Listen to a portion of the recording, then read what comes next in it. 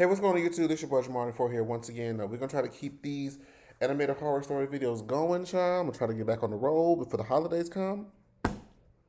So, last episode, or the last video that we did the 3 scary KFC stories. And I found, hold on, let me get this out here. I found that there's a 3 true Burger King stories.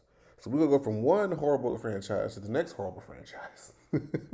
So, get your snacks, get comfortable, get your blankie, get your wine, get your liquor, whatever it is that you need while you watch these videos. I appreciate any and everyone's support. And yes, so let's go ahead and get into her. I hope I... This happened in my early 20s. My name is Holly, and I work in a Burger King drive-thru to pay my bills. Okay. I ran away from home with my high school boyfriend, Mark. Okay. We thought about making a life here in LA, but as soon as we reached here, he changed drastically. First of all, that is a red flag. The fact that you ran away from home and you're trying to pay your bills in LA with Burger King? Oh, girl. Girl, I give you a month. If that. Where are you staying? Y'all can't, unless your brother is a drug dealer, which, well, I mean, you can't really deal drugs as, well, LA? Anyway, that's beside the point. Let's see. He got into drugs, then got caught cheating, so my foolish teen self, who left high school, and her family for love, went through a rough patch in the beginning years after shifting to LA. With no qualification, and being a high school dropout, this is the only job that I could land on. I shared a room with another girl in a cheap apartment, and she was the one who helped me get this job. The drive-thru was located in a secluded area right across the highway. Girl, this don't look like LA, bitch. I lived in LA for 2 years. This is giving me Nebraska tease. Though it was 10 minutes away from my house, I had to walk amidst the woods to get there. Hence, sometimes I had to work night shifts, and walk amidst the dark woods often made me nervous. I always carried pepper spray and a hunting knife in my bag, so that I could at least defend myself in the worst situations possible. Luckily, I never had to use any of these for 8 months straight after joining until one time, which I'm about to share with you all. It was a summer evening, and I was going for my night shift. I could hear the frogs and crickets singing as I made my way through the woods. The eerie background music, accompanied by my footsteps crushing the dry leaves, made me feel I wasn't alone. I was constantly looking back out of discomfort, thinking someone was following me. But not once did I see a single person. When I reached the highway and saw the Burger King banner shining on the drive-thru setup, my breathing got normal. I crossed the road and walked in. This happened to be a small outlet, hence 3 employees worked 3 shifts in turn. The guy who worked before me came out and handed me the keys. We chatted for a bit about work and stuff, then he went home riding his scooter. I stood near the window of the counter and watched his blue motorcycle fade out in the dark. Suddenly, my phone rang, and I saw it was my roommate, Missy. "Did you reach?" "Yes. Safely. Again. Good for you." Missy always checked on me in her cute way, and I couldn't thank her enough for being so caring the entire time I stayed with her. So after the previous guy left, I sat down on the counter and started looking at my phone. Generally, on weekdays, the sales happen to be less than the night shifts. It's mostly 3 to 4 customers. For the next 3 hours, 5 customers came in. I watched some videos on YouTube for a while, then probably dozed off in my seat. Are you there by yourself? Is that supposed to... I don't think that's regular. Are she supposed to be able to be there by herself? I need to have at least one other person, especially if she's a woman, girl. It was around 1:30 in the morning when a loud car horn honked right next to my window, and I almost jumped from my seat. I saw a green Chevy standing near the window and a man sitting on the driver's seat wearing beach shorts and nothing else. He wore 3 to 4 gold chains and red sunglasses. The entire appearance made him look so odd and funny at the same time. Girl. Even though it was a warm summer night, there wasn't any reason for this man to go shirtless. Without wasting any more time, I said in a humble voice, "Welcome to Burger King. May I take your order, please?" "That's what I've been waiting for the last few minutes." I got extremely embarrassed, realizing I dozed off during my shift. "Oh, I am sorry. I was just a bit tired. Excuse me for this mistake." "Let it be. Just take the order." Thinking he had already waited enough, I stopped beating around the bush and started to take his order without any chit-chat. 2 single barbecue beef bacon, 3 Whoppers with cheese, onion rings, 6-piece nuggets, French fries, and a Hershey's sundae pie. I was a bit confused seeing such a huge order for a single person, but then I thought, it's none of my business. I told him to give me some time to prepare his order. He didn't say anything, just smiled and sat in his car. Girl. Needless to say, that was the biggest order of the night, so I got a bit restless. Also, I have wasted his time already, which makes me fidget more in my duty.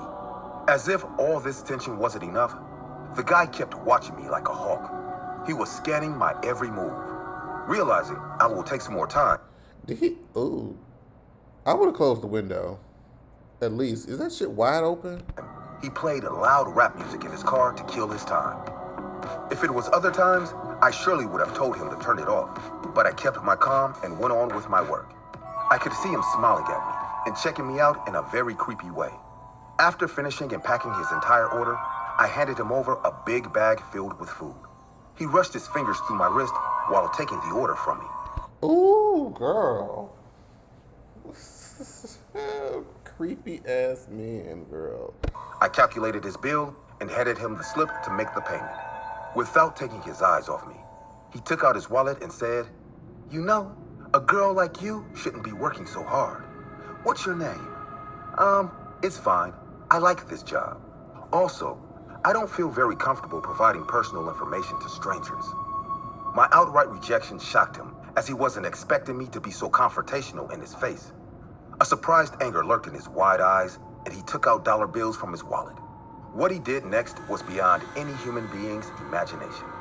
Before handing me the dollars, he spat on his palms, then rubbed the spit on both sides of his hands and the dollar notes, while giving a cruel, mean smile.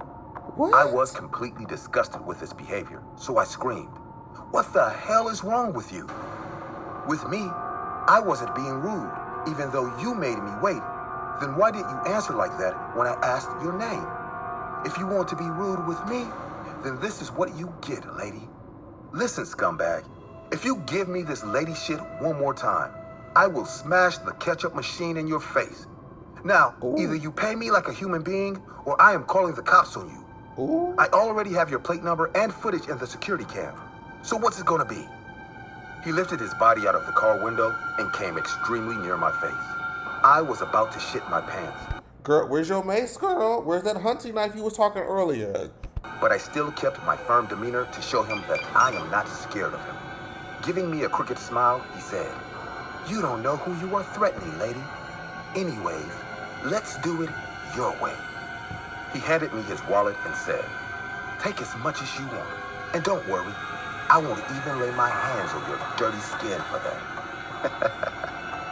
Tears rolled down my eyes, and without saying anything, I slapped him hard on the face. Receiving Period.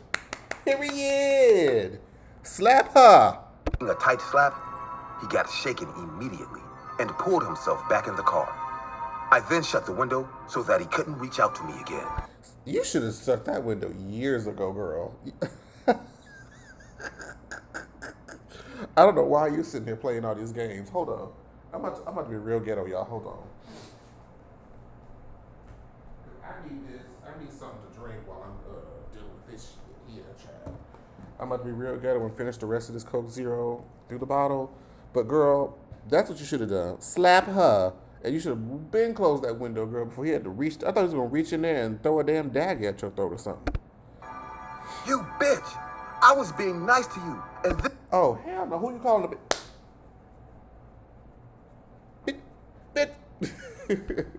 Now I get to beat your ass. this is how you paid me? This world sucks up girls like you know?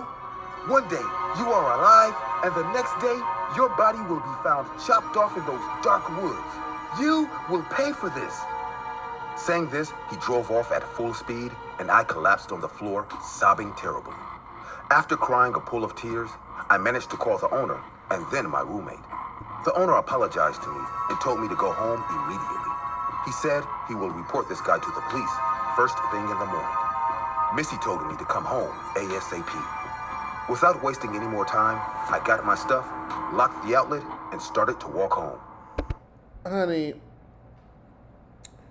A man just threatened me and basically said I'm gonna be a body dead in the woods. And y'all wanna, report the police and do all of that, but y'all want her to walk home? Like, why didn't the damn owner just drop her off? Could she not call an Uber? This is LA, so I know there's a bus. Like, her walking home right now is kind of stupid and doesn't make any sense. Like, does her roommate not have a car? She come pick her up?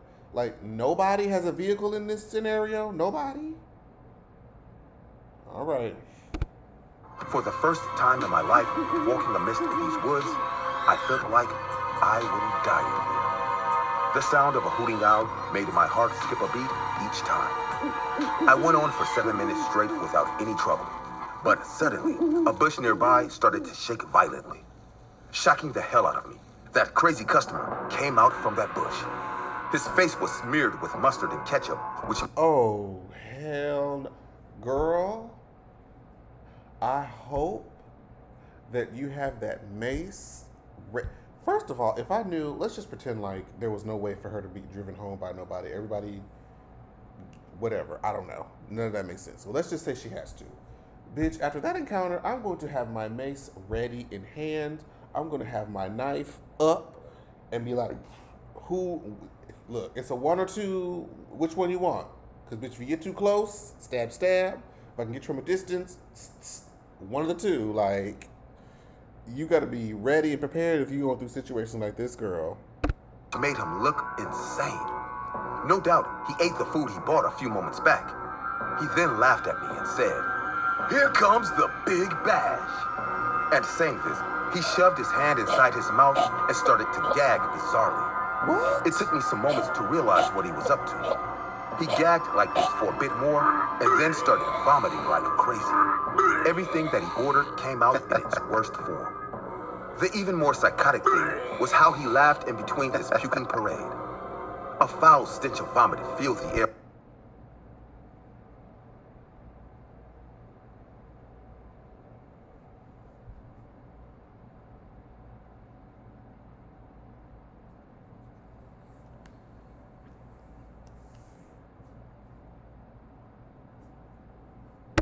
Around me, and screaming at the top of my lungs, I started to run like crazy. I had no idea where I was going.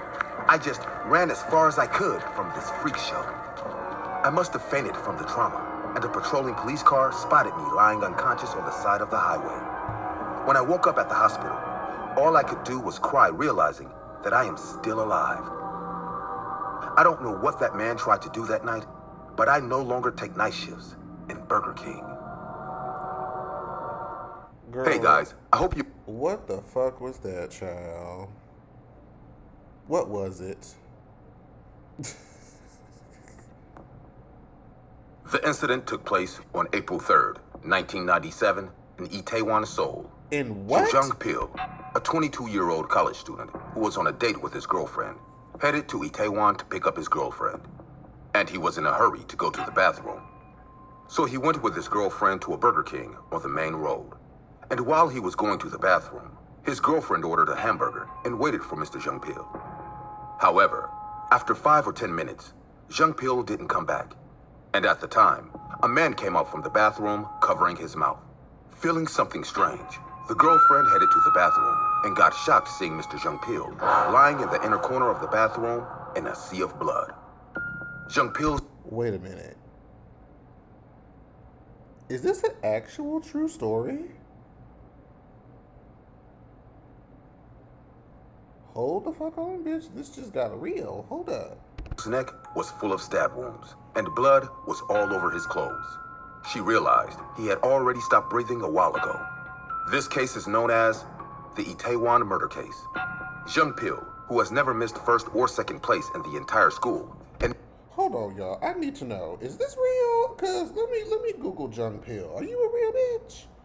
Hold on, Jung Pil. Who is that? Is this a thing? The Taiwan murder case. The show is right there, April 3rd, 1997.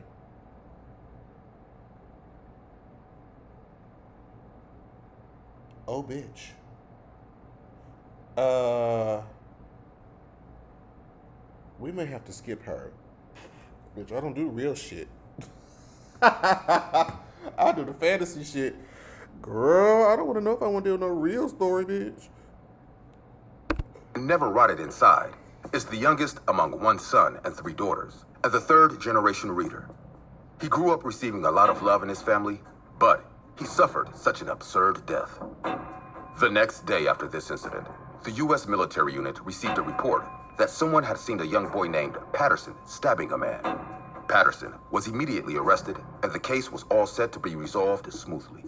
However, Patterson admitted that the crime was committed by his friend Eddie, not himself. He said he went to the hamburger shop downstairs because he was hungry after drinking with friends at a club in Itaewon on the day of the incident. And then, a Korean man went into the bathroom, and Eddie said, "Let's go to the bathroom because I'll show you something cool." Then Eddie stabbed the victim to death. Investigators rushed to Eddie's house to arrest him. However, he was meeting with a lawyer at the time and was questioned after his voluntary appearance. And Eddie's statement was the exact opposite of Patterson's. He said that Patterson had something to show him and asked him to go to the bathroom, and as he was going to wash his hands, he followed him. While he was washing his hands, Patterson kept stabbing Mr. Jung Pil, and Eddie said the scene was unbelievable and felt like he was watching a movie. Due to the conflicting statements and blame game played by the two, the U.S. Criminal Investigation Team summoned friends who were with them that night to investigate. Their friends told shocking stories. After the hamburgers got served to their table, Patterson pulled a jackknife out of his pocket. This was the same knife used in the crime. Then Eddie said to Patterson, "Hey, have you stabbed a person with a knife before? Go and stab someone." At that moment, Jung Pil went to the bathroom, and these two people followed him with some serious sick minds. Girl, what the fuck? But after coming out of the bathroom, the behavior of these two men was quite different.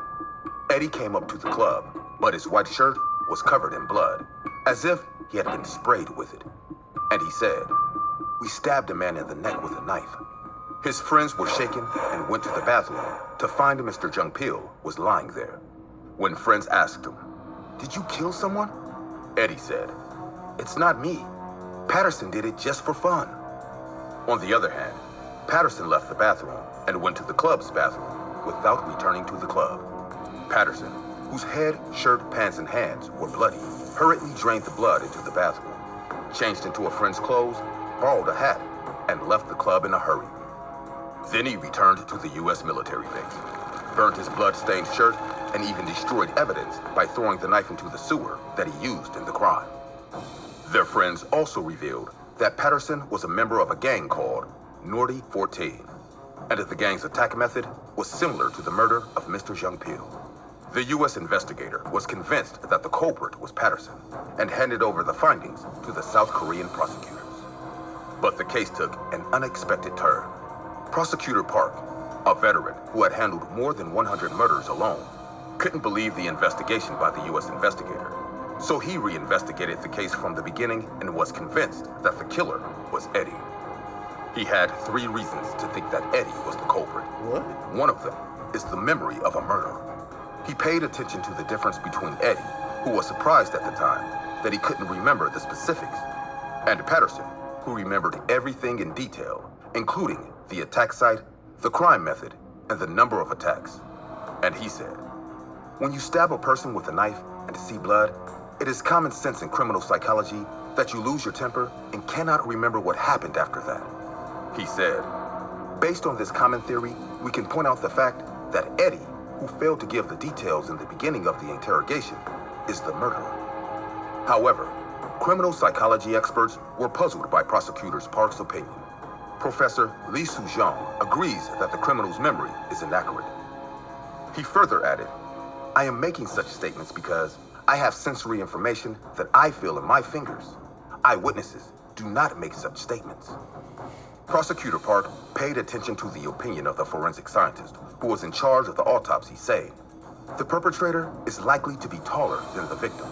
Also, since there are no signs of defense, the perpetrator seems to be strong enough to subdue the victim." Prosecutor Park thought the culprit was not Patterson, who was 172 centimeters tall and 63 kilograms in weight. Bud Eddy, who was 180 centimeters tall and weighed 105 kilograms. The forensic scientist said, "I was talking about the possibility, but Prosecutor Park's thoughts were already tilted." And finally, the reason that Prosecutor Park had no choice but to be sure was the lie detector. He asked Patterson and Eddy the same question. "Are you the one who stabbed Zhou Zhangpil?" And both denied the crime and pointed out the other as the culprit. But the polygraph's results were different. Agitated Eddy and stable Patterson. The detector revealed that Eddy lied and Patterson told the truth. If you are nervous, you may get a false reaction, even though it is true. And in the case of a sociopath, the results of a lie detector that could not be detected was not accepted as evidence in court. However, Prosecutor Park believed this result 100% and concluded that Eddy was the murderer. Prosecutors charged Eddy with murder and Patterson with possession of a weapon and destruction of evidence.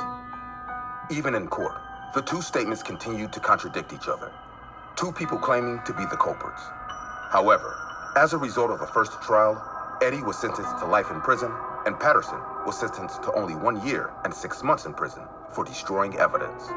However, much has been said about this verdict. Patterson and Eddy are 17 years old, with a maximum sentence of 20 years in court. But the judge sentenced them to life in prison. However, it was revealed that this was an error caused by ignorance of the law and not for any other reason.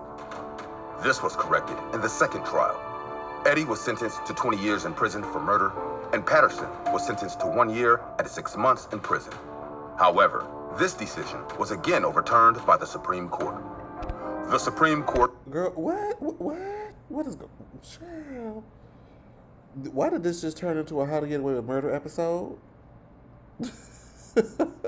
This shit just got real complex real quick.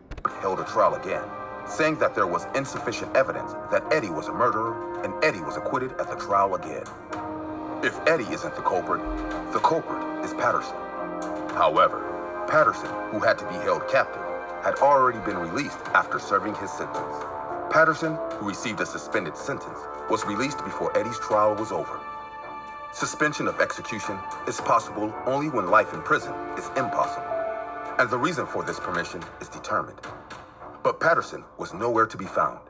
In response, the National Assembly asked the Minister of Justice why the sentence was suspended for him. However, he could not give an accurate answer, saying, "I think it was best based on the behavioral record." In this situation, the injustice of the victims' families only worsened. Zhangpil's mother filed a complaint asking Patterson to be punished, but he had already left Korea. Patterson, who had been suspended from departure, took a flight confidentally at the airport and departed in August 1999. How was he able to get on a plane? Don't they be like on a no-fly list? Or is that just in the U.S. and not in Korea? How the hell did this happen? The prosecutor was unaware of Patterson's departure from the country. In particular, he was shocked when it was announced that he only found out about it 3 months after leaving the country. And this fact was covered up by the prosecution. To relieve the sorrow of their son who died unfairly, the victim's family repeatedly asked for help from the country and the law. But the answer they always got back was, "It's not easy. There is no way unless the U.S. helps." The family then filed a lawsuit directly in the U.S. courts. 18 years after the incident, the Supreme Court's final decision got made. The Supreme Court said, "It has been proven beyond any doubt that Patterson murdered the victim." Patterson was sentenced with the judge explaining that the court decided on a life sentence, but in view of the defendant's age of being under 18 at the time, the sentence will be 20 years in prison. Girl, that was a lot. That was a lot. Just to circle back around and do all of that, and they still didn't. What? That was too much. Don't do that. Too fucking much. As a child, I often heard the phrase, "ignorance is bliss," as it's better not knowing than to know at all. Let's take fast food, for example, as it's the perfect representation of ignorance. People constantly eat from them not knowing what's going on behind the scene or how the food they are pushing down their throats are made. My name is Miles Baker, and I used to be a health inspector. I saw firsthand what goes on behind the scenes of a particular fast food restaurant. And even if it's a bit late, I have decided to share my story with all of you today. It happened on the 7th of May, 2016. I was called and given the task to do a health inspection on a strange Burger King joint that was located on the outskirts of town. I accepted the task and I made my way out there. It was a long drive, but I eventually got there. Due to the distance, I expected the place to be empty and deserted. But when I entered, I was baffled as the place was brimming with customers. I watched them as they gluttonously devoured huge amounts of burgers and kept ordering more. I just assumed that the people who lived around these parts were really hungry, as that was the only explanation my mind could think of. A man then walked up to me and said, "Good morning, Mr. Miles. My name is Maxwell Adams. I'm the manager. We've been expecting you." He had a huge smile on his face as he introduced himself, but So, if y'all saw the last video with KFC, and without spoiling it, y'all know why those people was eating so much of that chicken? And the way he just described how this random outskirted Burger King got all these people in it just eating all this stuff, I'm feeling a correlation. We'll see. I could tell that he was forcing it. It was also pretty obvious that he didn't want me here, but I didn't care, as I knew I had a job to do, so I shook his hand and we began the inspection. The manager, Mr. Maxwell, began to take me around the building while assuring me that the restaurant was as safe and sanitary as it could be. I don't know why, but I didn't believe him, and as I could tell that there was something wrong about the place. So I began to dig deeper as I continued to look around. I walked into the kitchen and something caught my eye. I saw gray-like tissue substances, and I was wondering what they were, so I asked the manager, "What is this?" He hesitated for a while before saying one word with a huge smile on his face. Meat. I immediately felt disgusted as I wasn't prepared to hear that, so I shouted, "Are you crazy? Meat isn't supposed to look like that. Are you feeding this to people? Where's this from?" Mr. Maxwell looked at me calmly before replying, "Regardless of the color, I can assure you that the meat we serve is pristine. And if you would calm down, I can personally take you to where we make our meat. The farm is just around the corner." I was baffled to hear that they produced their own meat nearby, but I figured since the restaurant was on the outskirts of town, it would be possible.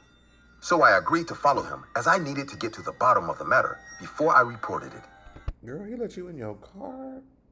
I mean, girl, girl. It was a pretty quick drive as the farm was very close. The farm was really huge as, again, it was built on the outskirts of town. As soon as we... Shouldn't it be a butcher house? Not a farm?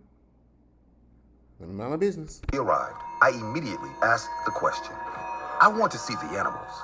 Mr. Maxwell hesitated for a few moments before saying, "Fine, but just keep in mind that these aren't your normal day-to-day cows, as our cows are extremely special." I didn't know what he meant by that till he took me to where the cows were being kept. I tried to hold down the bile coming out of my throat as I saw the animals. Oh, God. Oh, God. Are they gonna have, like, two heads or some shit? Like...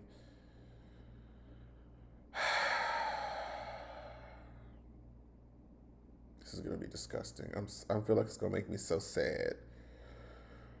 All right. Are they people? Let's Father God and the Son and the Holy Ghost. Let's see. The cows that were presented to me looked completely abnormal. Some of them had huge bodies and skinny legs that were so fattened that they couldn't even carry themselves. Some had extremely long bodies and deformities. What? Some were so obese, I couldn't tell if they were breathing or if they could even move. And most of them had started developing mutations. With one look at these animals, I knew that they were all suffering, as whatever they had done to them on the farm wasn't normal. I looked to Mr. Maxwell and I began to stutter, saying, "Oh, what are you doing to these animals?"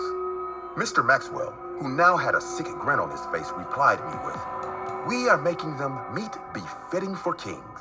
Confused, I kept quiet as he continued with, "We are Burger King, and we knew that normal cows won't do. So all we did is inject them with our homemade steroid hormone drugs and put them through a little radiation." I froze. Hormones and radiate. So, what I didn't think about for some reason until just now is he led you all the way out here and he's telling you all this stuff that he knows is going to get him to fail and probably going to get him arrested because he expects for you to never be able to leave here and talk about it. So, the fact that you're getting all this information should make you feel very afraid because that means that he's going to try to kill you. There's no way he's going to let you just walk away. When I heard the words steroid hormone drugs, as these were drugs that were used to increase the growth rate of animals. Now these drugs were widely used and approved by the FDA, but I knew something was wrong when the words homemade were added to it. Still confused, I looked at him and asked, "What do you mean by homemade? What's in the drugs that you inject into these animals, Mr. Maxwell? And are those chemicals FDA approved?" Mr. Maxwell then responded me with, "None of that matters, Mr. Miles. All that really matters is that we have created better meat, kingly meat." I was so furious now, so I shouted, "What the hell are you talking about? You're pumping these animals full of unapproved and illegal drugs just so that you can make them bigger? Look at them, Mr. Maxwell. These animals are suffering. You fatten them up to the point of explosion. And do you use their contaminated, discolored meat to feed people? Indirectly putting dangerous chemicals into their systems and threatening their health.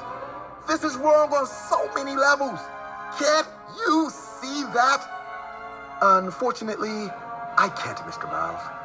I don't know why you don't understand and see the beautiful thing we've accomplished here. By our hands, we have evolved these creatures, made them better than what they used to be. So what if the meat is discolored? I can assure you that it tastes divine. That's why the seats are always full in this establishment. We have refined these normal beasts into something better, and you should be able to see the greatness in that." When he was done with his speech, I looked at the man standing before me, and I was revolted. I never knew that human beings could be so sick. I then sternly said to him, "This is animal abuse, Mr. Maxwell, and I'm going to report it immediately." I turned my back to leave as I heard him say, "Well, I wouldn't want anything to happen to sweet Adeline, because if you report this, we will surely get our hands on her, and that's when you'd know the true definition of animal abuse." Oh, see, I told you he wasn't just gonna let you see all this shit and he was gonna just let you walk away. Like, girl. I froze when I Wait, who's Adeline, though? Is that his. heard the name of my 7-year-old daughter. Oh. I was about to lunge at him when he said, "You don't think we'd do our homework on you before you came here?" Damn. So, wow. Wow. So it's like, as a health inspector, do you report it and risk your daughter's life being kidnapped, killed, or whomever? Or do you not report it, save your daughter's life, but allow these innocent people in this random Burger King to probably kill themselves with some unknown chemical? Write what you would do in the comments. I'll stop. Let me take a little drink and swig of my my Coke because this is some bullshit here. Tell me what you would do in the comments.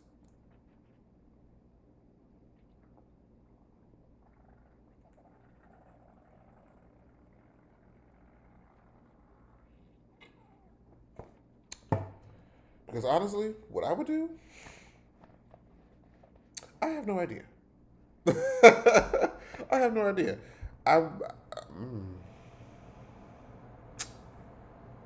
ooh, I might just have. It might be fucked up to say, bitch, but I might have to be like, you know what? I'm sorry to bother you. I'm just gonna quit my job because I'm not about to. Ooh, that sounds so terrible. I'm just gonna just knowingly let them people kill themselves at this. Child, what would y'all do? Oh, please, Mr. Miles. We know everything about you. And if you ever decide to cross us, we will act in our own interest. You're just a lowly health inspector, and you must be stupid if you think you can go against a huge corporation. So keep your mouth shut and remember, ignorance is bliss. Have a good day, Mr. Miles. And with that, he walked away from me. I knew my hands were tied as everything he said was true. So I kept my mouth shut and I didn't tell a single soul.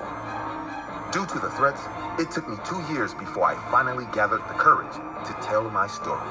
I took the necessary measures to keep me and my daughter safe, as I asked for me and Adeline to be put under witness protection.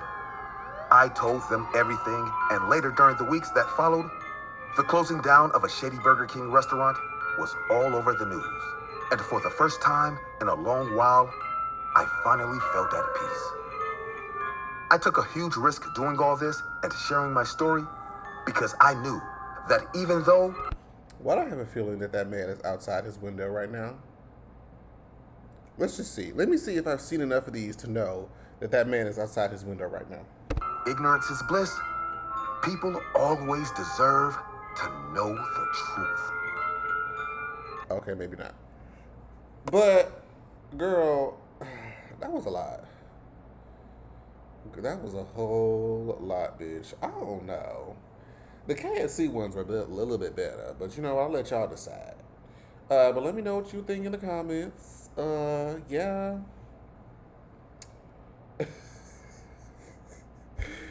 Tell me what you would do in these situations. I would love to know. Excuse me. And I'll see y'all next time, because I need to cleanse. I need to burn some sage or something. Bye.